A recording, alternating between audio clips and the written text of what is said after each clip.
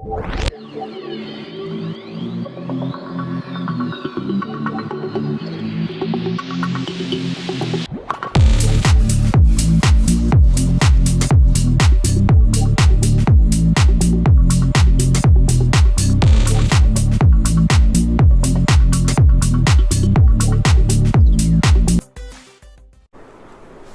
children, welcome back to the channel Institute of Commerce Studies. So children, earlier I was making some videos related to the topics of business studies and accountancy. But आप सब जानते हैं lockdown is currently going on. Lockdown के वजह से आप लोगों का एग्ज़ाम रह गया है. एग्ज़ाम रहने के वजह से आप लोगों का सेशन लेट हो गया है और अब जो नई डेट्स रिलीज़ हुई है CBSE के अकॉर्डिंग, उसके according all India business studies का पेपर 9 जुलाई 2020 को कंडक्ट कराया जाएगा. यानी कि ऑल इंडिया में बिजनेस स्टडीज़ का पेपर 9 जुलाई 2020 को होगा for central board of secondary education, means for CBSE students. उसके अलावा जो नॉर्थ दिल्ली के स्टूडेंट्स हैं उनका पेपर भी कंडक्ट होने वाला है 4 जुलाई को, अकाउंटेंसी का भी, क्योंकि उनका अकाउंटेंसी का पेपर भी छूटा हुआ है. तो नॉर्थ दिल्ली के बच्चों का अकाउंटेंसी का पेपर भी अभी बचा हुआ है. अगर हम बिजनेस स्टडीज़ की बात करें तो अभी भी हमारे पास लगभग 30 to 40 डेज़ है अपने कोर्स का एक फुल रिविज़न करने के लिए. एंड आप सब जानते हैं आप एक बहुत बड़े टाइम से गुजर चुके हैं, जिससे एक बहुत बड़ा गैप मिल चुका है आपको. तो काफ़ी बच्चे काफ़ी चीज़ें भूल गए होंगे, पढ़ाई हुई चीज़ें, जो कुछ पॉइंट्स रिमेंबर करने वाले होते हैं, जो पॉइंट्स हम याद करके रखते हैं बोर्ड एग्जाम के लिए, बच्चे वो भूलने लगते हैं.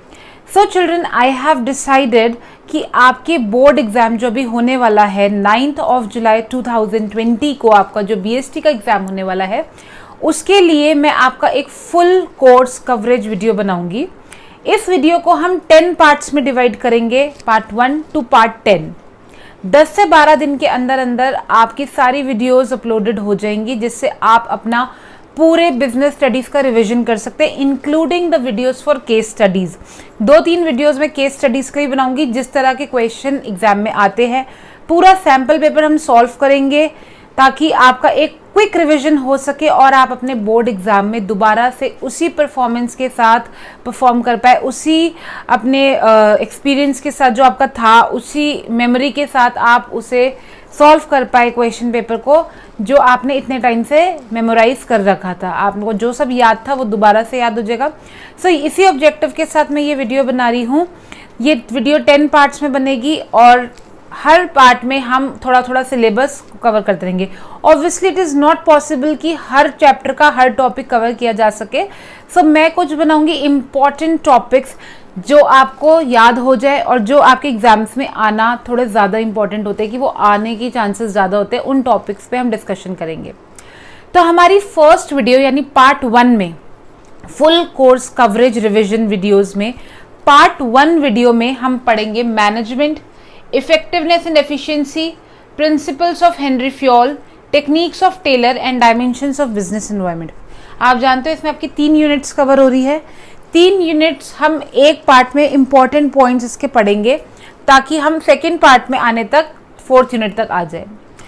अब क्योंकि आपका बोर्ड एग्जाम होना है 9 जुलाई को, तो मैं आपको कुछ रूल्स बता देना चाहती हूँ कि अब जब आप एग्जाम देने के लिए जाएंगे तो nothing is going to be the same. हर चीज़ चेंज हो जाएगी. 9 जुलाई को आपका एग्ज़ाम होगा 10:30 to 1:30. आपका एग्ज़ाम 10:30 to 1:30 होगा, क्योंकि देखो एक नेशनल इमरजेंसी, एक पेंडेमिक हमारे देश में, पूरी दुनिया में चल रहा है. तो you have to take care of the social distancing. Number 2, you have to carry your own sanitizer. Number 3, you have to wear a mask covering your nose and your mouth. You have to maintain the rule of social distancing in the campus as well. ठीक 10 बजे आपको answer sheet मिल जाएगी जो आपको fill करनी होगी. उसमें जितने भी डिटेल्स है वो आपको फिल करने होंगे. ठीक 10:15 पे आपको आपका क्वेश्चन पेपर मिल जाएगा. लेकिन आप अपनी आंसर शीट की सील नहीं खोल सकते जब तक कि बेल नहीं बजती. 10:15 पे आपको आपका क्वेश्चन पेपर मिलेगा। पूरे 15 मिनट होते हैं आपके पास क्वेश्चन पेपर रीड करने के लिए। Let me tell you, business studies is all about reading the question paper. You need at least 1/3 of the time to read the paper in your business studies, क्योंकि आपका पूरा paper case studies पे based है, इसलिए आपका 1/3 time सिर्फ reading में जाता है, केस को समझने में जाता है। सो आप आराम से उस 15 मिनट को यूटिलाइज करिए, बड़े क्वेश्चंस को रीड कर लीजिए, स्टार्टिंग के क्वेश्चन को रीड कर लीजिए, इससे कोई फर्क नहीं पड़ता, but give full attention to the reading part. ठीक 10:30 पे बेल बजेगी जब आप अपना क्वेश्चन पेपर लिखना स्टार्ट करेंगे, यानी आंसर शीट की सील खोलेंगे और लिखना स्टार्ट करेंगे। Always remember, in case of business studies, अगर आपके पास केस स्टडी आती है तो आप सबसे लास्ट वाली लाइन पढ़ेंगे क्वेश्चन की, क्योंकि पहले आपको ये देखना है कि क्वेश्चन किस टॉपिक से है, फिर टॉपिक जानने के बाद आप ऊपर का केस पढ़ेंगे। हमेशा इस पॉइंट को भी याद रखेंगे, ये मैं आपको दोबारा बताऊंगी केस स्टडीज वीडियो में। अभी हम स्टार्ट करते हैं पार्ट 1 हमारी वीडियो का, full course coverage of business studies for board exam 2020 part 1। So first topic है मैनेजमेंट। मैनेजमेंट क्या होता है? Management is the art of getting things. अगर आपके पास पेन रजिस्टर है so please note it down, ताकि आप एक क्विक रिवीजन कर सके अपने बोर्ड एग्जाम से पहले इन 10 वीडियो से। सो पहला हेडिंग लिखिए मैनेजमेंट। और क्या है मैनेजमेंट? अगर मैनेजमेंट की डेफिनेशन आती है तो आप क्या लिखेंगे? So management is an art of getting things done by others effectively and efficiently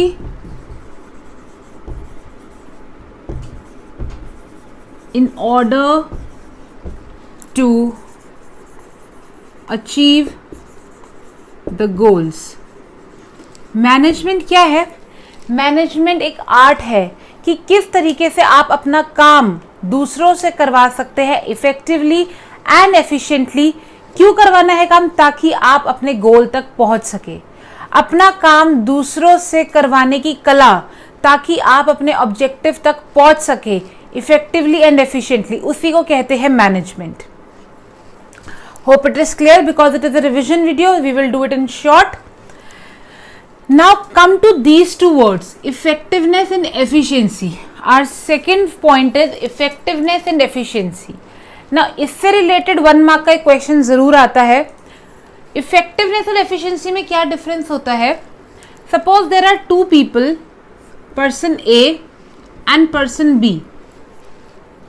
मैंने दोनों को एक टारगेट दिया है कि इन्हें 100 शर्ट्स बनानी है एट द कॉस्ट ऑफ ₹15 पर शर्ट। मैंने इन्हें कहा इन्हें 100 शर्ट्स बनानी है, 15 रुपए एक शर्ट में लगने चाहिए और 10 दिन के अंदर अंदर इन्हें ये काम करना है। मैंने दोनों को ये टारगेट दिया। सपोज ए ने 100 शर्ट्स बनाई, ठीक है, सिर्फ 8 दिन में। सिर्फ 8 दिन में ए ने 100 शर्ट्स बना दी, लेकिन ₹20 की पड़ी एक शर्ट। नो प्रॉब्लम, काम तो पूरा हुआ है ना, काम पूरा होना इंपॉर्टेंट है। उसके बाद बात करते हैं बी की। बी ने भी 100 शर्ट्स बनाई, पूरे 10 दिन में बनाई और 15 रुपए में बनाई। 15 रुपए पर शर्ट, एक कॉस्ट की कीमत 15 रुपए पड़ी। अब इस केस में हम कैसे जज करेंगे कि कौन इफेक्टिव है और कौन एफिशिएंट है? याद रखिए, जो इंसान अपना काम पूरा कर रहा है, the person who is completing the target, जिसने अपना टारगेट अचीव कर लिया है, दैट पर्सन इज इफेक्टिव। इस केस में किसने अपना टारगेट पूरा किया? टारगेट क्या था? 100 shirt.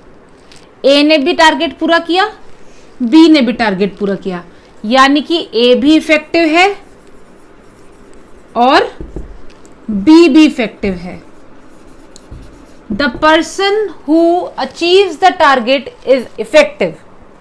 The person who achieves the target without wasting resources is efficient. जो इंसान टारगेट पूरा भी कर रहा है और रिसोर्स को वेस्ट भी नहीं कर रहा. रिसोर्स क्या है? पैसा. Money is the resource, time is the resource. ठीक है, जो इंसान काम पूरा भी कर रहा है और रिसोर्स को, पैसे को वेस्ट भी नहीं कर रहा, वो एफिशिएंट है. इसने काम पूरा तो किया बट पैसे वेस्ट किए हैं. टारगेट था 15 रुपए, इसने लगाए 20 रुपए. So he is not efficient. But B ने 100 शर्ट्स भी बनाई, टारगेट भी पूरा किया और रिसोर्सेज भी वेस्ट नहीं करी. जितने पैसे दिए गए थे उतने में ही किया. Therefore he is also efficient. I hope I am clear with this example. In short, जो भी इंसान अपना टारगेट पूरा कर रहा है, बस मेरली टारगेट पूरा कर रहा है, वो इफेक्टिव है. चाहे वो किसी भी कीमत पे कर रहा है, वो ही इज इफेक्टिव. बट अगर वही पर्सन टारगेट पूरा भी कर रहा है और रिसोर्सेज को वेस्ट भी नहीं कर रहा, तो वो पर्सन एफिशिएंट भी है. आई होप इफेक्टिव और एफिशिएंसी में डिफरेंस अब क्लियर होगा सबको. बहुत बच्चों को इसमें कंफ्यूजन रहता है कि इफेक्टिव और एफिशिएंसी में क्या डिफरेंस है. merely completing the target is effectiveness, completing the target without wasting any resources is efficiency. इसका 1 मार्क क्वेश्चन डेफिनेटली आता है. केस स्टडीज में हम ये टॉपिक करेंगे. Our next topic is principles of fuel. तो principles of fuel. फ्यूल कौन थे? फ्यूल वो थे जिन्होंने मैनेजमेंट के बारे में काफ़ी रिसर्च करी. Henry fuel. इन्होंने अपनी रिसर्च में मैनेजमेंट से रिलेटेड 14 प्रिंसिपल्स डिराइव किए. कितने प्रिंसिपल्स? 14. प्रिंसिपल्स का क्या मतलब होता है? प्रिंसिपल्स आर गाइडलाइंस, कुछ रूल्स, कुछ रेगुलेशंस, कुछ नियम, कुछ कानून कि मैनेजमेंट चलाने के लिए क्या नियम होने चाहिए, क्या रूल्स होने चाहिए, क्या गाइडलाइंस होनी चाहिए, जिससे एक मैनेजर को, एक वर्कर को कुछ हेल्प मिल सके काम करने में. उनकी हेल्प के लिए जो गाइडलाइंस निकाली गई, उन्हीं को हम कहते हैं प्रिंसिपल्स. ये प्रिंसिपल्स किसने निकाले? मिस्टर हेनरी फ्यूल ने. तो हेनरी फ्यूल ने हमें 14 प्रिंसिपल्स दिए. Let me name them all. Division of work, authority and responsibility, discipline, unity of command, unity of direction, subordination of individual interest to general interest, remuneration of employees, centralization and decentralization, scalar chain, order, equity, stability of personnel, initiative and spirit corps. So these are the 14 principles given by Henry Fayol. One by one मैं आपको सारे principal बताऊंगी. सबसे पहला principal है division of work. Henry fuel ने कहा कि जब भी हम ऑर्गेनाइजेशन में काम बांटते हैं, काम करवाना है हमें, तो हम काम को इस तरीके से बांटे कि हर इंसान वो काम करे जिसमें वो एक्सपर्ट हो. क्योंकि हर इंसान अगर 4 काम करेगा तो वो किसी भी काम में एक्सपर्ट नहीं हो पाएगा और अपनी फुल एफिशिएंसी के साथ किसी काम में भी, किसी चीज में भी वो रिजल्ट, किसी काम में रिजल्ट नहीं दे पाएगा. लेकिन अगर वही एम्प्लॉय, अगर वही वर्कर एक काम करेगा तो वो उस काम में वो एक टाइम पे आके एक्सपर्ट हो जाएगा और फुल एफिशिएंसी के साथ रिजल्ट देने लगेगा. सपोज एक ऑर्गेनाइजेशन है जिसे 40 टेबल्स बनाने हैं और उसके पास 4 वर्कर्स हैं. तो यूजुअली एक पर्सन इस तरीके से सोचेगा कि मैं हर एक लेबर को 10 टेबल बनाने के लिए दे देता हूँ. लेकिन फ्यूल ने कहा no, this is not the perfect way of distributing work. काम कैसे बंटना चाहिए कि एक लेबर को टेबल टॉप बनाने के लिए दीजिए, एक लेबर को सारी लेग्स बनाने के लिए दीजिए, एक लेबर को सिर्फ पेस्टिंग का काम दीजिए और एक को सिर्फ पॉलिशिंग का काम दीजिए.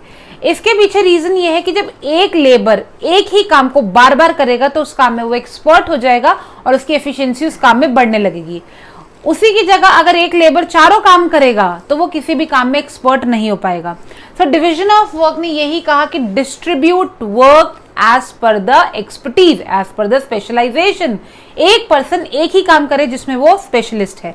आपका स्कूल है, आपके स्कूल में बहुत सारे टीचर्स होंगे, है ना, लेकिन हर टीचर वही सब्जेक्ट पढ़ाता है जो उनका स्पेशलिस्ट सब्जेक्ट है जिसमें वो एक्सपर्टीज है उनका, तो अगर एक ही टीचर चारों सब्जेक्ट पढ़ाने लग जाएगी तो ऑब्वियसली वो कोई भी एक सब्जेक्ट अच्छे से नहीं पढ़ा पाएगी। लेकिन हर टीचर अगर अपना अपना सब्जेक्ट पढ़ाएंगी तो वो अपना सब्जेक्ट बहुत अच्छे तरीके से पढ़ा पाएंगे।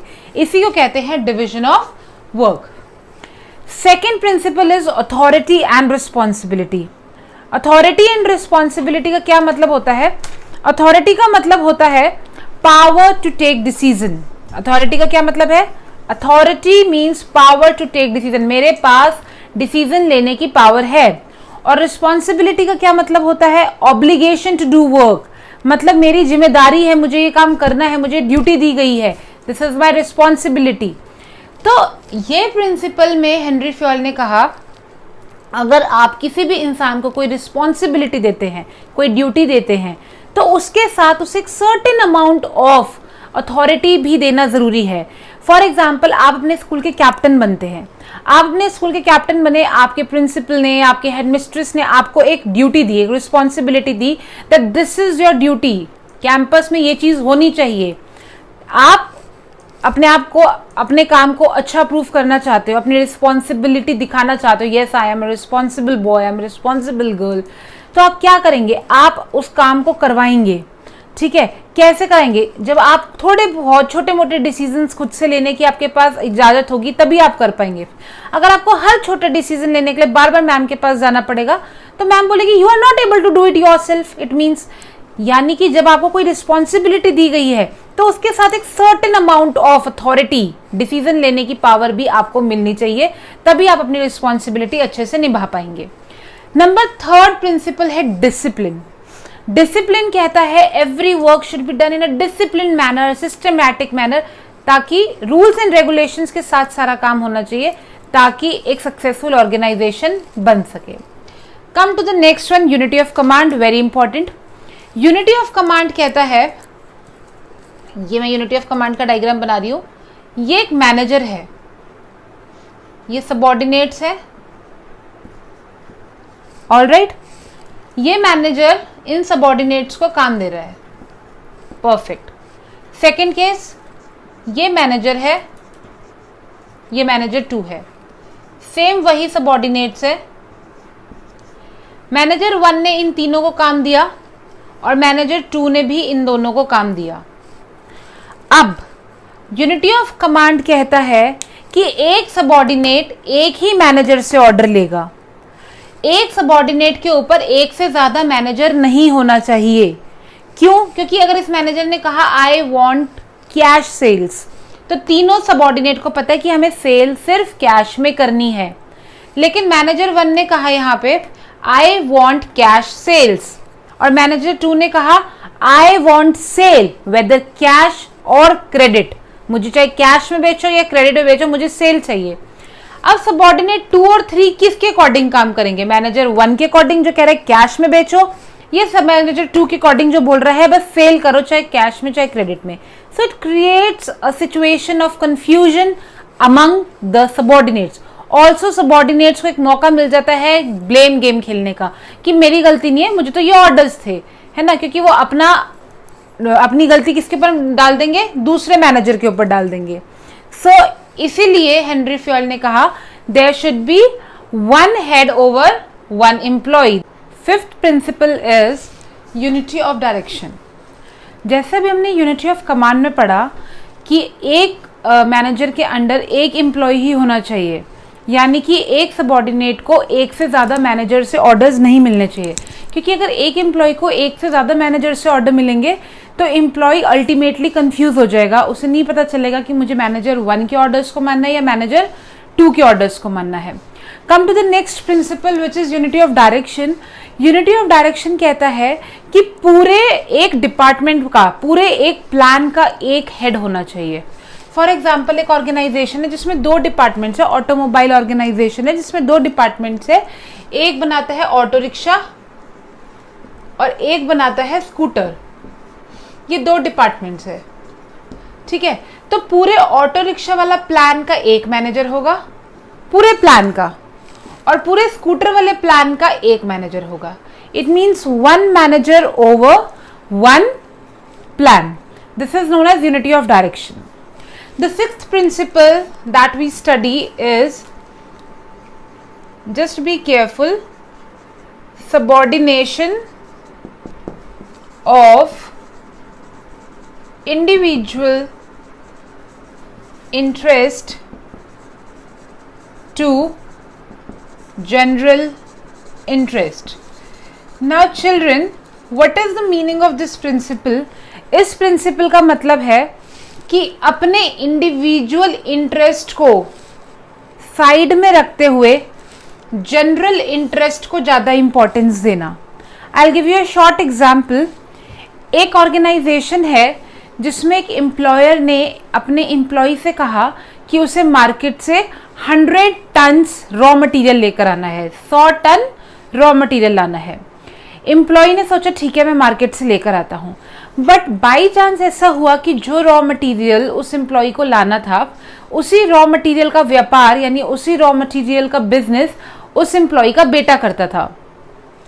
तो एम्प्लॉय ने अपने बेटे से पूछा कि आप मुझे रॉ मटेरियल दीजिए मेरे ऑर्गेनाइजेशन के लिए. तो बेटे ने बोला ठीक है मैं आपको ये रॉ मटेरियल दे दूंगा 100 टन, लेकिन आई विल चार्ज 1000 पर टन. क्या कहा उसने? एम्प्लॉय के सन ने कहा दैट ही विल चार्ज ₹1000 पर टन. कितना लेना था एम्प्लॉय ने? 100 टन रॉ मटेरियल लेना था. लेकिन सेम रॉ मटेरियल एम्प्लॉय को मार्केट में भी मिल रहा है ₹900 पर टन के हिसाब से. मार्केट में same raw material with same quality employee को मिल रहा है ₹900 पर टन. ऐसे सिचुएशन में मोस्ट ऑफ द पीपल क्या करते हैं? अपने घर से ही, अपने जानने वालों से ही लेकर आते हैं. But according to the principle what Henri Fayol suggested, he suggested that अगर आप एक ऑर्गेनाइजेशन के लिए काम कर रहे हो तो अपने इंडिविजुअल इंटरेस्ट को साइड में रखते हुए आपको पहले ऑर्गेनाइजेशन का ध्यान रखना है कि मुझे ऐसा काम करना है जिससे ऑर्गेनाइजेशन का फायदा हो. Because once organisation is benefited obviously everyone will be benefited. अगर ऑर्गेनाइजेशन का फायदा होगा तो हर एम्प्लॉय का फायदा होगा. लेकिन अगर एम्प्लॉय यहाँ सिर्फ अपने फायदे के बारे में सोचते हैं तो ऑर्गेनाइजेशन का नुकसान होगा और अल्टीमेटली सबका ही नुकसान होगा. इसलिए जब भी अगर ऐसी कोई सिचुएशन आती है कि मुझे अपने इंटरेस्ट को ध्यान में रखना है या जनरल इंटरेस्ट को यानी कि ऑर्गेनाइजेशन के इंटरेस्ट को, so if I am working for an organisation my first priority should be the general interest. This is the principle subordination of individual interest to general interest. Now the seventh one is remuneration to employees. I hope everyone knows the meaning of remuneration. ऐसा कोई student नहीं होगा जिसे remuneration का मतलब नहीं पता होगा. Remuneration का मतलब होता है सैलरी और वेजेस यानी कि तनख्वाह और दिहाड़ी. यही होता है कॉमर्स के टर्म्स में रेम्यूनरेशन. रेम्यूनरेशन टू एम्प्लॉयज के अकॉर्डिंग हेनरी फ्योल ने ये सजेस्ट किया कि every person, every employee who is working in an organisation should get a proper enough salary जिससे वो अपना गुजारा कर सके. कोई भी पर्सन अगर आपके ऑर्गेनाइजेशन में काम कर रहा है तो उसे अपने काम, अपने कैलिबर, अपनी टैलेंट के अकॉर्डिंग इतनी सैलरी मिलनी चाहिए जो उसके सर्वाइवल के लिए सफिशिएंट हो. ये एक हेनरी फ्योल ने सजेशन दिया because remuneration is the most important way, most it is the best वे जिससे आप अपने एम्प्लॉय को अपने साथ जोड़ के रख सकते हैं. तो अपने एम्प्लॉय को हमेशा इतना आपको रेम्यूनरेशन यानी सैलरी और वेजेस पे करना ही चाहिए जिससे उनका गुजारा इजीली हो सके और वो बार बार दूसरी अपॉर्चुनिटीज की तरफ ना भागते रहे. सो this is the next principle which is suggested by Fayol. Now children, let me tell you one more thing, as this is a revision video, so we are just hurrying it up so that you get a full coverage of the course. But always remember, whenever you are studying the principles, I am just telling you the meaning of principle. You have to go through the positive and violating effect of every principle. हर principle के साथ आपकी book में एक positive effect और violating effect होता है. आपको हर प्रिंसिपल का पॉजिटिव और वॉयलेटिंग इफेक्ट पता होना बहुत ज़रूरी है, क्योंकि अगर ऐसा क्वेश्चन आ जाता है, कोई केस स्टडी आती है जिसमें वो आपसे पूछेंगे कि इस केस में किस प्रिंसिपल के बारे में बात हो रही है, उसका एक पॉजिटिव और एक वॉयलेटिंग इफेक्ट लिखिए, तो आपको वो पता होना ज़रूरी है. So children, I am here to explain you the meaning of principles, and if you आपने जब ये देख ली video, when you have gone through the video, please go through your book and learn one positive and violating effect of each. अगर आपको book से समझ नहीं आ रहा है तो इसी चैनल पे मैंने प्रिंसिपल्स ऑफ मैनेजमेंट की अलग से भी वीडियोस पोस्ट करी हुई है, प्रिंसिपल्स ऑफ मैनेजमेंट के ही नाम से. उसमें मैंने प्रिंसिपल्स पूरे डिटेल में समझा रखे हैं. इस वीडियो में तो हम रिविजन कर रहे हैं जल्दी जल्दी में. बाकी इसी चैनल पे प्रिंसिपल्स ऑफ मैनेजमेंट के नाम से भी वीडियो है, उसमें पूरा प्रिंसिपल्स डिटेल में है. You can go through the principles from that video. उसमें मैंने पॉजिटिव और वायलेटिंग इफेक्ट भी समझा रखे हैं. So children, next principle is centralization and decentralization.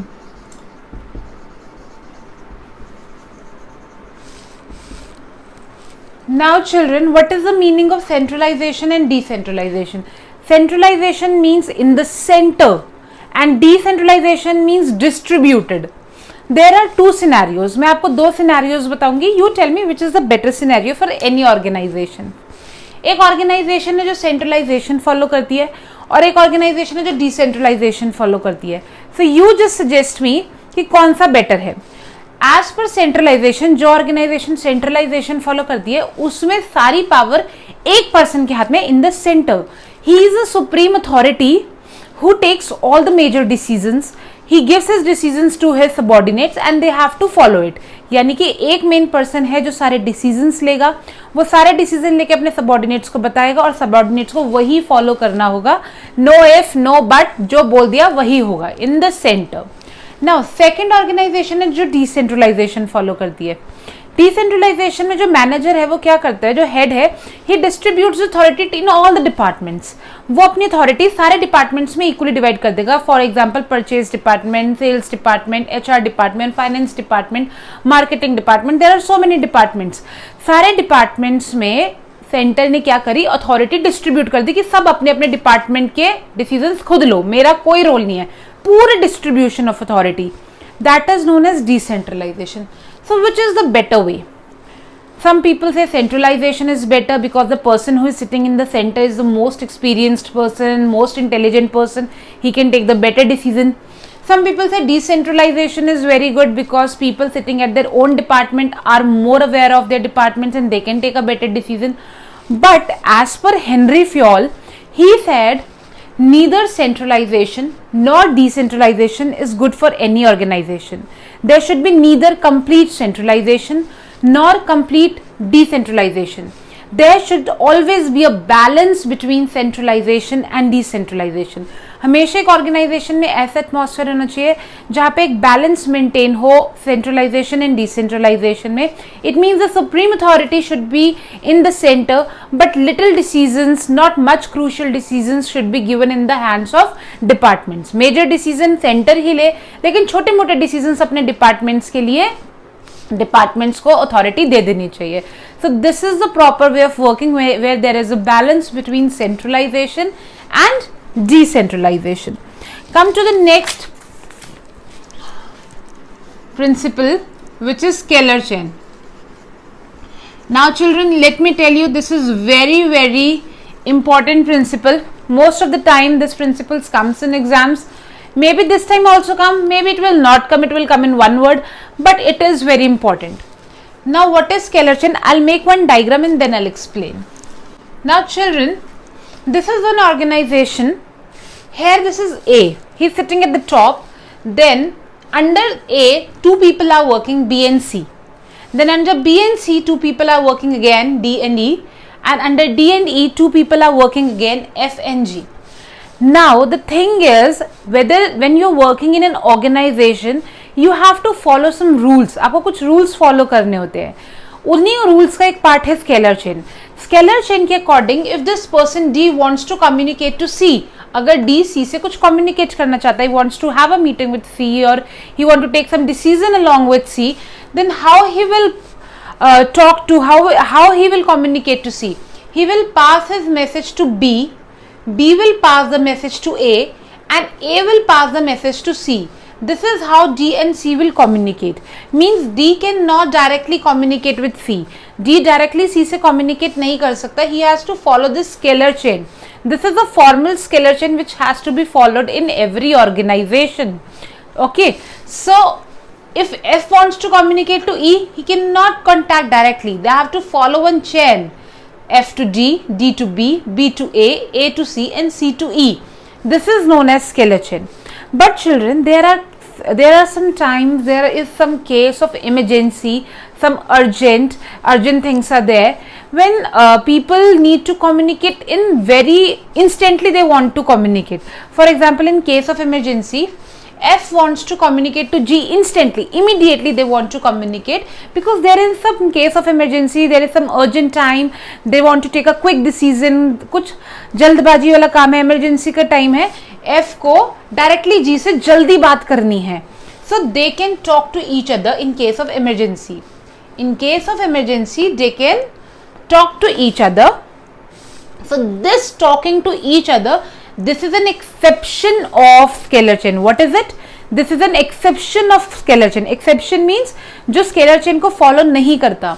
In case of emergency, when F and G are not following scalar chain and talking to each other, this is known as gangplank. What is it known as? Gangplank. So gangplank is basically an exception of scalar chain when in case of emergency, two people working at the same level are able to communicate to each other without following the scalar chain. This is known as gangplank. I hope the principle is clear. Children, the next principle is order. Now, what is the meaning of order? Right thing at its right place. Now, अब children, whenever I go for board checking, I've always seen बच्चे order का answer एक ही लिखते हैं, order देना. But order का मतलब बिल्कुल भी ये नहीं है order देना. What is order? Order means to maintain all the things as where they were supposed to be. मतलब कि अगर मैं ये कहूँ कि बुक्स हमें कहाँ मिलेंगी, तो बुक्स हमें लाइब्रेरी में मिलेंगी, राइट. अगर मैं कहूँ कि मग, बकेट, ये सब कहाँ मिलेगा, ये सब वॉशरूम में मिलेगा. Suddenly, if you go to the school and you enter the toilet and you see books lying there, and when you go to the library you see mugs lying there, you'll find it awkward. It means the things are not at their proper place. So putting all the things at the right place is known as order.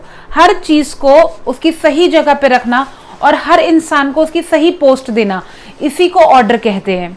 For example, workers है, वो आज काम करके घर गए, सुबह काम के लिए वापस आए. अब अगर वही वर्कर कल जाते हुए अपने सारे टूल्स जगह पे रख के गया होगा, तो उसे सुबह आके काम स्टार्ट करने में बिल्कुल टाइम नहीं लगेगा. ओके, लेकिन अगर वही वर्कर आज काम से जाते हुए अपने सारे टूल्स इधर उधर फेंक के चला गया, तो जब सुबह आएगा, he will take some time in collecting and finding out those tools. जब उसे मिल जाएंगे टूल्स, तब वो काम स्टार्ट करेगा. It means he will waste some time, his useful time will be wasted. So to eliminate that waste of time, उस time की wastage को एलिमिनेट करने के लिए Henri Fayol suggested this principle of order. I hope the principle is clear. Now children, the next principle is principle of equity. Equity is very easy and it is also important. All these principles are important basically. Scalar chain is important, order is important, equity is important. Equity means equality, equal treatment. When two people, दो लोग हैं, same post पे काम कर रहे हैं, same experience है, same qualification है, but the treatment is different. एक की सैलरी ज्यादा है, एक की सैलरी कम है, एक को लीव ज्यादा मिलती है, एक को लीव्स कम मिलती है, एक की बॉस हर बात मानता है, एक की बॉस कोई बात नहीं मानता. So this is the principle which is not followed here. It means equity has to be followed. क्योंकि अगर इक्विटी नहीं होगी तो लोगों के मन में, एम्प्लॉय के मन में एक फ्रस्ट्रेशन आने लगती है. He start hating his work and he start looking for opportunity somewhere else. So when two people, when they're working at the same level, at the same post, with same experience, same qualification, they should be treated equally without any biasedness. This is known as principle of equity. So our next principle is stability of personal or tenure. Now, what is the meaning of personnel? Personnel means workers, laborers, employees, जो आपके यहाँ काम करते हैं उन्हें हम बोलते हैं personnel. Personnel को stable रखना. What is the meaning of stability of personnel? Stability of personnel का मतलब है जो भी एम्प्लॉयज़ मेरे यहाँ काम करते हैं मैं उनको एक ऐसा इन्वायरमेंट दूँ, इतनी अच्छी सैलरी दे पाऊँ, उन्हें इतना अच्छा वर्किंग इन्वायरमेंट दे पाऊँ कि वो मेरे ऑर्गेनाइजेशन में स्टेबल रहे. क्योंकि अगर एक एम्प्लॉई मेरे पास से बार बार जॉब छोड़ के जाता है तो ये एम्प्लॉई के नुकसान से ज़्यादा ऑर्गेनाइजेशन का नुकसान है. क्योंकि एक अच्छा एम्प्लॉई एक ऑर्गेनाइजेशन की असेट है. अगर वो हमारा काम छोड़ के चला जाएगा तो नुकसान ऑर्गेनाइजेशन का है. उसकी जगह नया एम्प्लॉय लाने का खर्चा, नए एम्प्लॉय को ट्रेनिंग देने का खर्चा, फिर उसके साथ एडजस्टमेंट करने का खर्चा, फिर उसका काम अच्छा लगे या ना लगे वो अलग पॉइंट. ठीक है, तो एक अच्छा एम्प्लॉय अगर मेरे साथ है और वो हमेशा रहता है तो उससे एक ऑर्गेनाइजेशन को ही फायदा मिलेगा. He will always earn for the organisation. और बार बार अगर एम्प्लॉय आपकी जॉब छोड़ रहा है, ऑर्गेनाइजेशन छोड़ रहा है, इट मीन्स उससे ऑर्गेनाइजेशन की गुडविल पे भी इफेक्ट पड़ता है कि क्या है इस ऑर्गेनाइजेशन में जो कोई भी यहाँ पे टिक नहीं पाता. इट मीन्स इट इज जितना इंपॉर्टेंट एम्प्लॉय के लिए ऑर्गेनाइजेशन है उससे ज्यादा इंपॉर्टेंट ऑर्गेनाइजेशन के लिए उसके अच्छे एम्प्लॉयज है. This is the principle suggested by Henri Fayol that we should always think of stabilizing our personnel. All right, so this is the next principle, stability of personnel. Number 13 is initiative. What is the meaning of initiative? Initiative means inviting new suggestions. Suppose I am the boss of an organization and there are some people working under me. So if I have to take one major decision, I have two choices. One, I will take the decision and tell my subordinates that you have to do it. The other way is I'll just call a meeting with my subordinates. I'll discuss with them. I'll tell them to give me some opinions, some suggestions. And then after listening to their suggestions, I will take the best decision. Which is the better way? Obviously the second one. इससे दो फायदे हैं. पहला फायदा ये that I will get a better output. I can make the best decision for my organization. Maybe the suggestion that I get is far better than the decision which I was thinking of taking. All right. Number 2, मेरे employees को ऐसा लगेगा that they are very important part of an organisation कि boss ने decision लेने से पहले हमसे भी पूछा. They will feel motivated, their morale will get increased, they'll feel that we are also a part of this organization and they will start loving their work and they will, उनकी mental exercise होगी, brain की exercise is also very important. It will fill the feeling of manager among them. They can be future good managers. So this is a very important principle, children, both for the organization and for employees to invite new suggestions. इससे organisation का भी फायदा है. क्यों? क्योंकि organisation को कुछ नए आइडियाज मिलते हैं, न्यू सजेशंस मिलते हैं. Organisation can take better decisions in future and employee के भी बहुत फायदे हैं. Their morale is increase, they are motivated and they feel more like a family in the organization. Now children, last principle and really very very important principle is spirit de corps. Spirit de corps. What is the meaning of this principle? Simply it means unity is strength. एकता में ही शक्ति है. Means use of, this is the most important line which I am writing, use of word we instead of I. I am taking one class of business studies. I am taking one class of business studies in which there are 50 students in my class.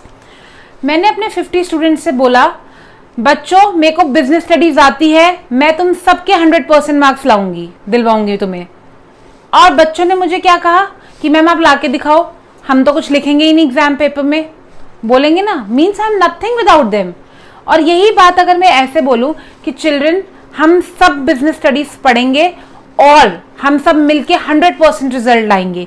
So everyone will have that feeling, yes we are all one, और हम सब मिलके ये करेंगे. Means merely a word, एक word I और we से इतना डिफरेंस आ जाता है that it fills a feeling, a spirit of unity among everyone. So यही हेनरी फ्योल ने बोला, never use the word I in an organisation, always use we. जब वो मैं हम हो जाएगा, सो everyone will start thinking and working in the same manner that it is for all of us and not for one particular person. So this is the principle given by Henry Fayol, which is very important, that we should always use word we instead of I in an organization to spread a feeling of unity. Alright children, so here we are done with principles of management, and इसके बाद ये वाला revision हमारा complete होता है principles of management का. Now will move forward to the, now we have done Henri Fayol, now will move forward to F W. Taylor. F W. Taylor दूसरे थे हेनरी फ्योल के बाद रिसर्चर जिन्होंने 4 प्रिंसिपल्स दिए और कुछ टेक्निक्स दी. Honestly telling, principles तो इतने important नहीं है, we'll just go through it, but the techniques of F.W. Taylor is very important. Who was F.W. Taylor? Frederick Winslow Taylor. You must learn the name. कभी कभी पूरा नाम भी आ जाता है एग्जाम में वन वर्ड में, Frederick Winslow Taylor. तो इसके बाद अब हम स्टार्ट करेंगे Frederick Winslow Taylor की techniques. Alright? So our next topic is techniques of Taylor by F.W. Techniques of Taylor by F.W. Taylor. F.W. Taylor means Frederick Winslow Taylor. अब F.W. Taylor ने 4 principles के साथ साथ कुछ techniques भी थी. कुछ टेक्निक्स जिसमें उन्होंने बताया कि काम कैसे होना चाहिए, कैसे हो सकता है, काम की एफिशिएंसी कैसे बढ़ सकती है, वेस्टेज ऑफ टाइम कैसे रिड्यूस हो सकता है. दिस ऑल, इन सब के लिए उन्होंने क्या दी, कुछ techniques the. The first technique given by F.W. Taylor was functional foremanship. Children, this is very important technique given by Taylor, और कई बार ये टेक्निक सीधा सीधा 4 मार्क्स में डिफाइन के लिए आ जाती है. Never explain this technique without a diagram. Diagram के बिना इस टेक्निक को मत समझाइएगा. Diagram is very important. पहली टेक्निक जो दी टेलर ने वो थी फंक्शनल फॉर्मेनशिप. इसमें क्या है, इसमें एक फैक्ट्री है, फैक्ट्री का मैनेजर है. फैक्ट्री के मैनेजर ने फैक्ट्री को 2 पार्ट में डिवाइड किया है, planning and production.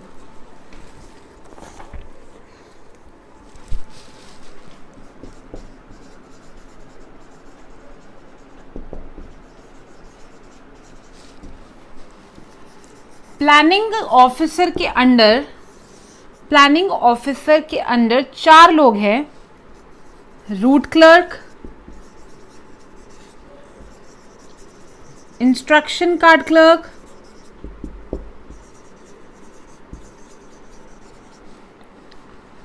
Time and cost clerk and discipline officer.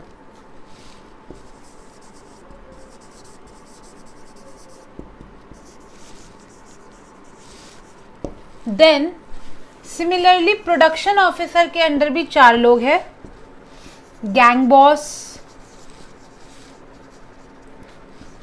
Speed boss, repair boss and inspector.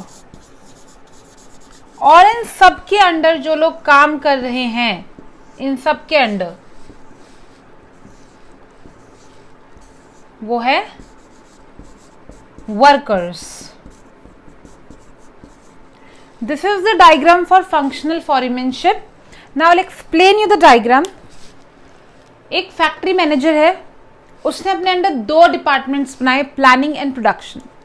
Planning जिसमें प्लानिंग का काम होगा और प्रोडक्शन जिसमें इस प्लानिंग को इम्प्लीमेंट किया जाएगा और प्रोडक्शन किया जाएगा. प्लानिंग ऑफिसर ने अपने अंडर 4 लोग करे जो प्लान करेंगे. Number 1 is route clerk. Route मतलब रास्ता. तो रूट क्लर्क डिसाइड करेगा द वे, काम पहले कौन सा होगा, दूसरा कौन सा होगा, कैसे होगा. एक पूरा रूट बनाएगा काम का, यानी different stages of completing the work. Number 2 instruction card clerk. Instruction card clerk एक कार्ड लेगा, उसमें सारे इंस्ट्रक्शंस लिखेगा, कौन सा काम कैसे होना चाहिए, इसमें कितने मजदूर चाहिए, क्या क्या सामान चाहिए, और वो सारे कार्ड्स बना के किसको दे देगा, गैंग बॉस को. He will hand over this card to gang boss. Time and cost clerk ये डिसाइड करेंगे कि एक पर्टिकुलर काम को करने के लिए कितना समय और कितनी कीमत, यानी कि how much time and how much cost, how much money is needed to complete a particular task. Then discipline officer ये चेक करेगा whether all the officers are working in the proper way or not, to check whether everyone is doing the work in a disciplined manner or not. Planning तो हो गई.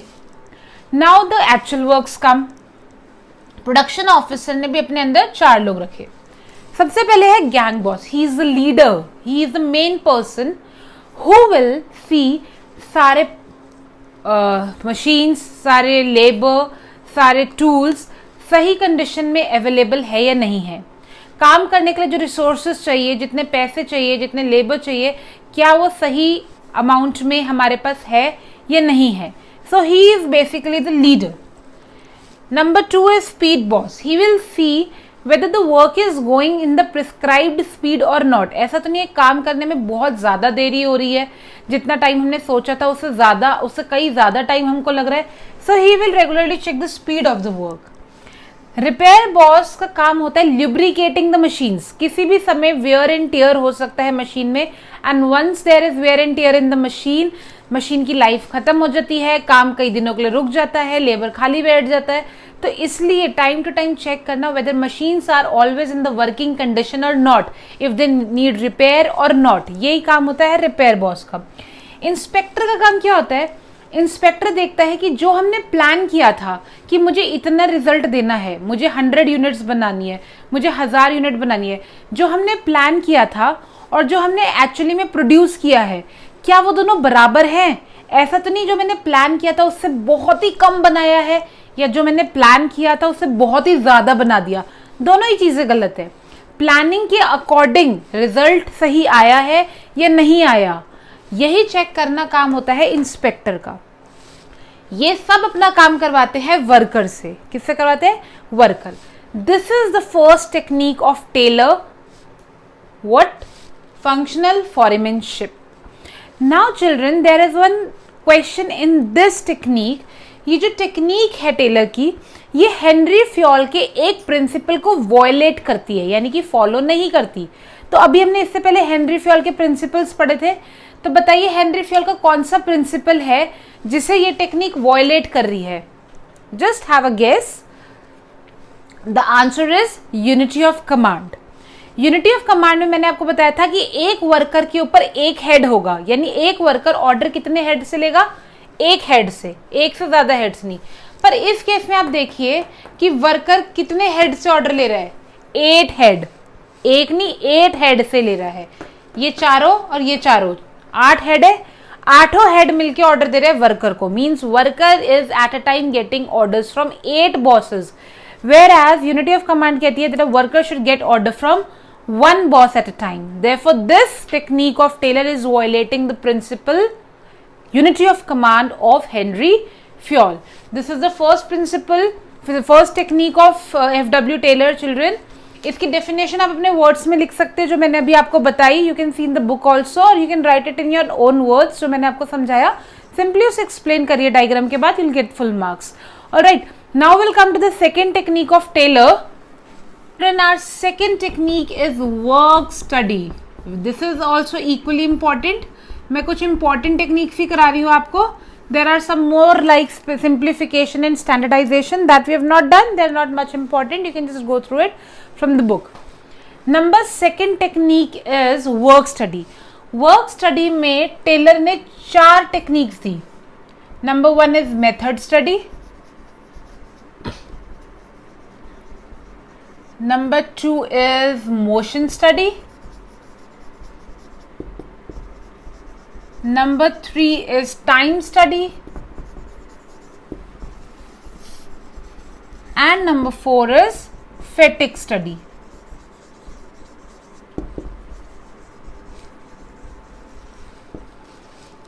Now work study में Taylor ने 4 techniques दी, method, motion, time and फेटिक.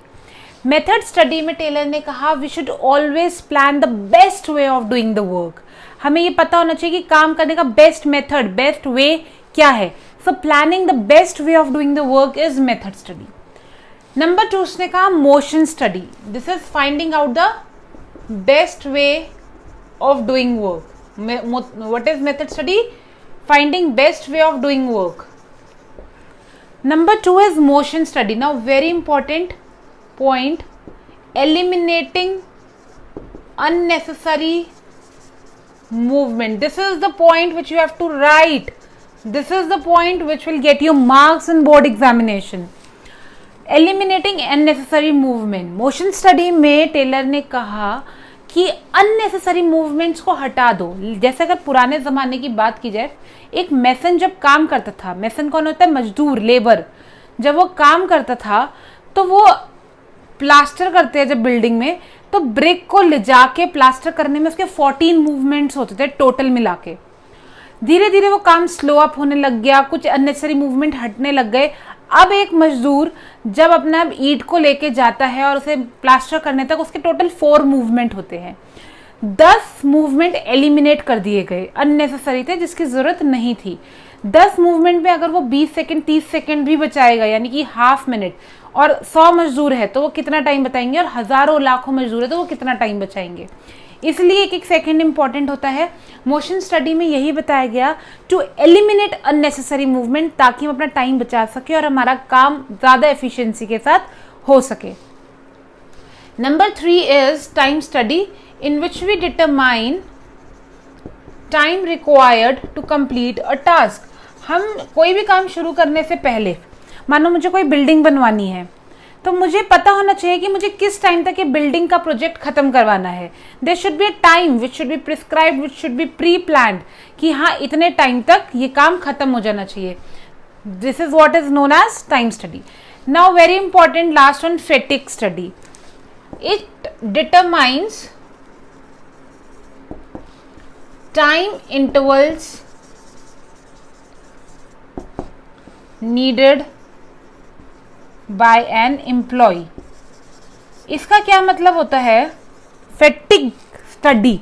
Fatigue means tiredness. एक बहुत छोटा example है, पहले मैं बच्चों का एग्जाम्पल देती हूँ। आप लोग स्कूल जाते थे, ठीक है, 4 पीरियड्स होते थे, फिर इंटरवल होता था, फिर 5th पीरियड होता था। अगर कभी ऐसा हो जाए कि 4th पीरियड के बाद बोले आज there is no interval, you will directly go to the 5th period and 6th then 7th and then 8th, how will you feel? You'll feel monotonous, you'll feel frustrated, you need that break. That break is that 10 minutes break is so important for you that you get back to the full efficiency after the break is over. आप उसी efficiency के साथ दोबारा काम करते हो। वही time interval, वही ब्रेक इंटरवल डिटरमाइन करना कि मुझे अपने एम्प्लॉय को कितनी देर बाद ब्रेक देना है ताकि वो दोबारा आके उसी एफिशिएंसी के साथ काम कर सके। जैसे ऑर्गेनाइजेशन में लोग काम करते हैं, 3 घंटा काम किया, then they need a tea break, फिर काम किया 2 घंटे, then they need a lunch break, फिर काम किया 2-3 घंटे, then they need a tea break. ये ब्रेक्स क्यों रखे जाते हैं? क्योंकि अगर वो 3 घंटे के बाद टी ब्रेक नहीं मिलेगा, दिल स्टार्ट फीलिंग मोनोटोनस, दिल स्टार्ट फीलिंग फ्रस्ट्रेटेड, और काम की एफिशिएंसी लो होने लग जाती है। But that 15 minutes break give them a fresh mind again, gives them the efficiency again to work, and they come back again and work with the full spirit again. तो ये 15 minute का gap plays a very important role in an employee's life. This is known as fatigue study, to determine how many times and after how much duration an employee needs a break so that he comes back again and start working with the full efficiency. So this is work study, in which we have studied 4 types of techniques: method study to determine the best way of doing a work, motion study to eliminate unnecessary movements, time study to determine the best time, to determine the time prescribed for doing a particular work, and fatigue study to determine the rest intervals for employees so that they come back and work with the full efficiency. Come to the next technique, which is, now children, this is also equally important, क्योंकि मैंने आपको बताया मैं आपको सिर्फ important वाली करवा रही हूँ, differential piece wage rate system. Children, This is differential piece wage rate system. Now this is the technique which is known as the most motivating technique for workers. Most motivating technique. कई बार question आ जाता है which is the most motivating technique and explain why. तो मैं आपको जो example दूंगी आप डायरेक्टली उसी एग्जाम्पल से एक्सप्लेन करिए. सबसे ज्यादा वर्कर को मोटिवेट करने वाली टेक्निक है ये. कैसे? अब मैं आपको बताती हूँ. मजदूर आए काम करने के लिए ऑर्गेनाइजेशन में. मैं वहां पे बॉस हूं. मैंने क्या किया, मैंने एक बोर्ड लगाया. उस बोर्ड पे मैंने लिखा today's high wage rate ₹10 and low wage rate ₹9. Standard output 100 units. सुबह सुबह मैंने बोर्ड पे लिख दिया मजदूरों के लिए और मैंने उन्हें समझा दिया कि आज का जो आउटपुट है, आज का प्रोडक्शन है 100 यूनिट. हाई वेज रेट है आज की ₹10 और लो वेज रेट है आज की ₹9. ये मैंने उन्हें बता दिया बस. उसके बाद वो काम करने लग गए. मानिए 3 लोग काम कर रहे हैं, ए बी सी. ए ने प्रोड्यूस करे 100 यूनिट, बी ने प्रोड्यूस करे 105 यूनिट और सी ने प्रोड्यूस करे 95 यूनिट्स. ऑलराइट, ठीक है. सो अगर मैं बात करूं ए की, ए ने प्रोड्यूस करे शाम तक 100 यूनिट, बी ने प्रोड्यूस करे 105 यूनिट और सी ने प्रोड्यूस करे 95 यूनिट. अब शाम हो गई. शाम को ये अपने पैसे लेने आ गए मेरे पास. जब ये पैसे लेने के लिए आए तो मैंने ए की पेमेंट करी 100 × 10 ₹1000. बी आया, बी की पेमेंट करी, 105 यूनिट प्रोड्यूस करे उसने, 105 × 10 1050 ₹1050. सी आया, सी की पेमेंट करी 95 × 9 ₹855. नाउ चिल्ड्रन, सी ए ने पूरे उतने यूनिट प्रोड्यूस करे, बी ने उससे सिर्फ 5 यूनिट ज्यादा, तो सिर्फ ₹50 ज्यादा मिले. लेकिन सी ने सिर्फ 5 यूनिट कम बनाए थे तो सिर्फ ₹50 नहीं, लगभग 145 रुपीज कम मिले. यानी जिसने 5 ज्यादा बनाए उसे सिर्फ ₹50 ज्यादा मिले, लेकिन जिसने 5 कम बनाए उसे 150 रुपीज कम मिले. Can you see the big difference? यही होता है high wage rate and low wage rate. इसमें यह कहा जाता है जो पर्सन आज का स्टैंडर्ड आउटपुट बना के जाएगा या उससे ज्यादा बनाएगा उसे तो हाई वेज रेट मिलेगा, लेकिन जो एक भी कम बनाएगा स्टैंडर्ड से उसे लो वेज रेट के अकॉर्डिंग पेमेंट होगी. क्योंकि ए ने स्टैंडर्ड पूरा किया तो उसे हाई वेज रेट के अकॉर्डिंग पेमेंट हुई, बी ने उससे ज्यादा किया, 100 से ज्यादा किया तो उसे हाई वेज रेट से पेमेंट हुई, लेकिन सी पूरा नहीं कर पाया तो उसे लो वेज रेट से पेमेंट हुई 855. यानी कि जो पूरा कर पा रहा है उसके अमाउंट में इतना डिफरेंस नहीं है, लेकिन जिसने 5 भी कम किए उसका अमाउंट सीधा सीधा इतना कम हो जाता है. इससे क्या हुआ, ऑर्गेनाइजेशन का तो फायदा हो गई क्योंकि मुझे जितना आउटपुट चाहिए मुझे उतना मिलेगा ही मिलेगा. प्लस ए आज घर मोटिवेटेड जाएगा कि कल मैं और ज्यादा बनाऊंगा, उससे मुझसे ज्यादा मिला. बी तो मोटिवेटेड गया ही है कि मेरे तो ज्यादा पैसे कमाए हैं, कल भी ज्यादा पैसे कमाऊंगा. और सी सबसे ज्यादा मोटिवेटेड जाएगा कि मेरा तो बहुत नुकसान हो गया है, कल मैं डबल से भी डबल बनाऊंगा ताकि आज का नुकसान भी कवर कर पाऊं. और ऑर्गेनाइजेशन का सबसे ज्यादा फायदा है. क्यों? क्योंकि मुझे अपने आउटपुट्स, अपने यूनिट्स ज्यादा से ज्यादा मिल रहे हैं. Therefore, this is the best and the most motivating technique given by F.W. Taylor, which is known as differential piece wage rate system. अगर ये एग्जाम में आती है तो आप इसे इसी वर्ड्स में एग्जाम्पल देके समझाएंगे. जो मैंने लिखा है ये बनाइए, इसे पूरा अपने वर्ड्स में समझाइए, you will get full marks. And please mention that this is the most motivating technique of Taylor. Children, we are done with techniques of Taylor and we are left with the last part of this part 1 revision video, which is dimensions of business environment. We'll do some dimensions of business environment and then this video will be over and you'll get to see part 2 of the video soon, in which we'll come with some other topics for the revision. So children, now we are on the last topic of our part 1. अपने part 1 revision video के last topic पे हम आ गए, which is dimensions of business environment. हम ये revision video कर रहे हैं. We have completed few parts, few topics. This is the last topic of part 1 in the revision video. The topic is dimensions of business environment. See children, this is your chapter business environment. This is very important chapter. I have just chosen one topic of this chapter because this is the most important topic of this chapter. Let me first tell you the little bit meaning of business environment so that it is easy for you to understand the meaning of dimensions of business environment. Environment क्या है? हर वो चीज़ जो हमें surround करती है वो environment है. Everything that surrounds us is our environment. Right.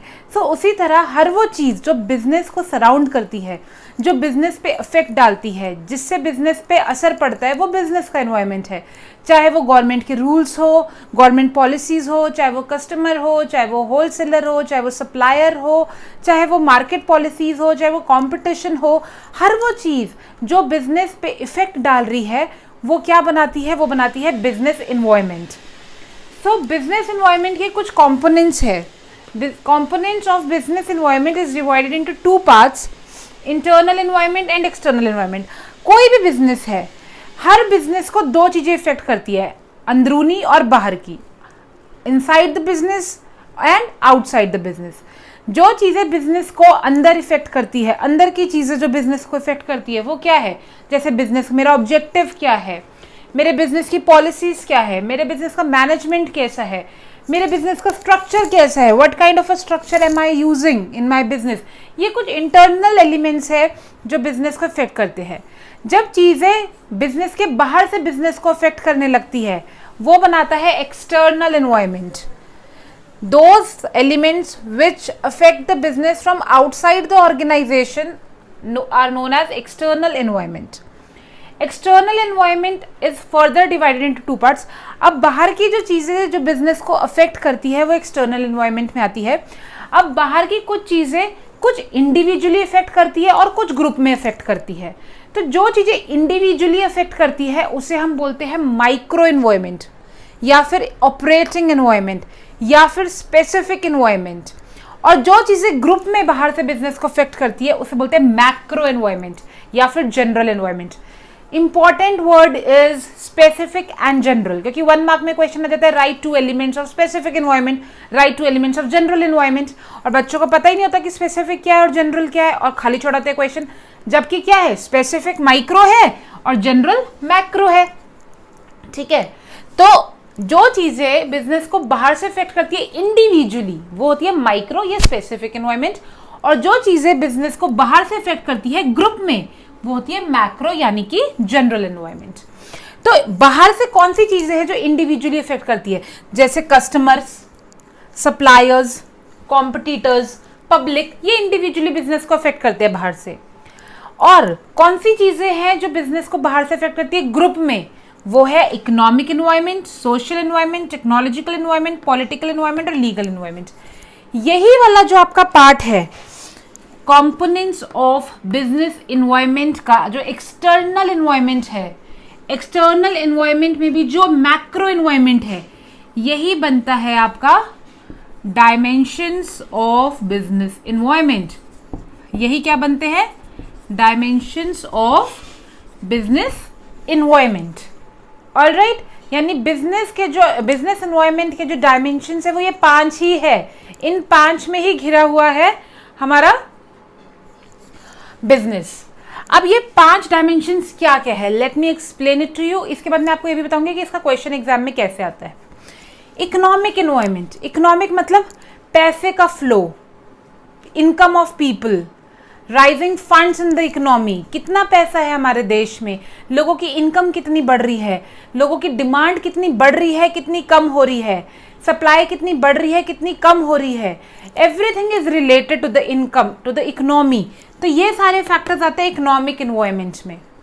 Number 2 is social environment, जिस सोसाइटी में हम काम कर रहे हैं उससे रिलेटेड फैक्टर्स।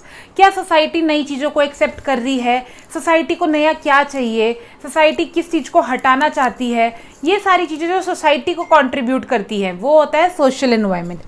टेक्नोलॉजिकल एनवायरनमेंट, जैसे जैसे टाइम बदलता जा रहा है, टेक्नोलॉजी अपग्रेड होती जा रही है, कितनी जल्दी जल्दी टेक्नोलॉजी चेंज हो रही है, नए नए टेक्नोलॉजिकल चेंजेस आते जा रहे हैं, लोग कितनी जल्दी उसे एक्सेप्ट कर रहे हैं, काम ईजी होता जा रहा है, मशीन वर्क ज़्यादा होता जा रहा है, लेबर वर्क कम होता जा रहा है। तो ये सब क्या है, ये सब आता है टेक्नोलॉजिकल एनवायरनमेंट्स में। Then comes political environment. Political मतलब रिलेटेड टू आवर गवर्नमेंट, हमारे काम में गवर्नमेंट का कितना इंटरफेरेंस है, गवर्नमेंट हमारे काम को कितना सपोर्ट करता है, कितना हमारे काम के अगेंस्ट है। ये सारी चीज़ें जो गवर्नमेंट से रिलेटेड है कि गवर्नमेंट हमारे काम को सपोर्ट कर रहा है या हमारे काम को रिड ऑफ करना चाहता है, या गवर्नमेंट के क्या रूल है उससे रिलेटेड, ये होता है गवर्नमेंट इंटरफेरेंस। क्या है वो, पॉलिटिकल एनवायरनमेंट। लीगल मतलब रिलेटेड टू लॉ, हमारे काम से रिलेटेड क्या लॉ आया है नया, what is the new law enacted in case of our organization, जो नए नए लॉज आते रहते हैं वो बनता है legal environment. So these 5 components of macro environment or general environment forms the dimensions of business environment। ये पांचों economic, social, technological, political and legal environment forms the dimensions of business environment.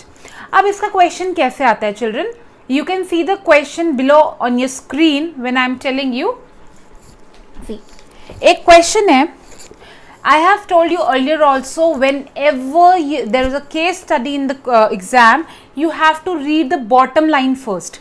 पहले आप बॉटम लाइन पढ़ेंगे ताकि आपको ये idea हो सके कि क्वेश्चन किस बारे में है, और उस टॉपिक को ध्यान में रखते हुए आप पूरा केस पढ़ेंगे। Like I am reading the last line of the question first. Identify the different dimensions of business environment by quoting from the above details। आपको इस डिटेल से क्या आइडेंटिफाई करना है, different dimensions of business environment. Now while reading the question I know कि मुझे क्या find out करना है, different dimensions of business environment. Now first line, मुझे पूरी लाइन्स पढ़नी है और हर लाइन के हिसाब से बताना है कि यहाँ पे किस डायमेंशन की बात हो रही है। First line is court passed an order that all schools must have water purifier for the school children। Court ने एक ऑर्डर पास किया कि सभी स्कूल्स के पास वाटर प्योरीफायर होना चाहिए स्कूल चिल्ड्रन के लिए। एक ऑर्डर पास हुआ है, एक नया लॉ बना स्कूल के लिए, एक नया लॉ बना। तो ये लाइन क्या शो कर रही है, ये लाइन शो कर रही है legal environment. The court passed an order, answer आप कैसे लिखेंगे, the court passed an order that all school must have water purifier dash legal environment। Second line, society in general is more concerned about quality of life। लोग जो है, जो society है, वो life की क्वालिटी के बारे में बहुत कंसर्न्ड है। तो किसके बारे में बात हो रही है, सोसाइटी के बारे में। So this is a line from social environment. Third, innovative techniques are being developed, नई नई टेक्निक्स डेवलप हो रही है to manufacture water purifier at competitive rates. नई नई टेक्निक्स डेवलप हो रही है, नए नए न्यू टेक्निक्स डेवलप हो रही है कि वाटर प्योरीफायर को मैन्युफैक्चर किया जा सके कम से कम रेट पे। नई टेक्निक्स का आना यानी नई नई टेक्नोलॉजीज का आना, किसका एग्जाम्पल है, technological environment. This is a line which is showing technological environment. Last line, incomes are rising and children at home are also drinking purified water। Income बढ़ रही है और बच्चे घर में भी प्योरीफाइड वाटर पीते हैं। इनकम का रिलेशन डायरेक्ट इकोनॉमी से है। So wherever the word is income, that is directly related to economic environment. And the government is also showing positive attitude towards water purifier business. और government का भी इस business की तरफ एक positive attitude है। गवर्नमेंट इंटरफेरेंस की जहां बात आएगी, so it is related to political environment. तो इस तरह का क्वेश्चन आता है children, you have to quote the line and you have to tell कि इसमें किस डायमेंशन की बात हो रही है। So wherever there is a thing about technology, it is technological environment, new rules are pass, it is legal environment, and where there is government interference, it is political environment, where the income is rising या फिर income कम हो रही है, it is economic environment, and wherever we are talking about the society, that is social environment. You'll write the line and you will write its dimension. सीधा 5-6 marks का question आ जाता है children sometimes related to this topic. So be very careful about this topic. It is very very easy and you can get full marks in this question if you study well. So we have learnt about the dimensions of business environment, plus we have also learned that business environment is divided into two parts: internal जो business को अंदर से effect करते हैं, external जो business को बाहर से इफेक्ट करते हैं. बाहर से जो इंडिविजुअली इफेक्ट करते हैं आर नोन एज माइक्रो और स्पेसिफिक, एंड बिजनेस को जो ग्रुप में इफेक्ट करते हैं बाहर से, that is known as macro और जनरल. और यही मैक्रो एनवायरनमेंट के कंपोनेंट्स को हम बोलते हैं dimensions of business environment. So children, with this I would like to end the part 1 of revision video for your board examination 2020. आपका exam 9th of July 2020 को है children. You still have a month for it. You can grab the whole course, you can learn again, you can revise again. You've got a good chance to prepare well and get good marks in your examination. So children, this was just the first part of your revision video in which we have covered almost 3-4 topics. Now we will move on to our second part. Soon you will get it. First you have to go through the first part and share it with your batchmates. Subscribe the channel so that you can always get a notification whenever I'll post the part 2 of the same video. Alright, so part 1 ends here and we'll be coming soon with the part 2 video. Till then, keep practicing children. Bye bye.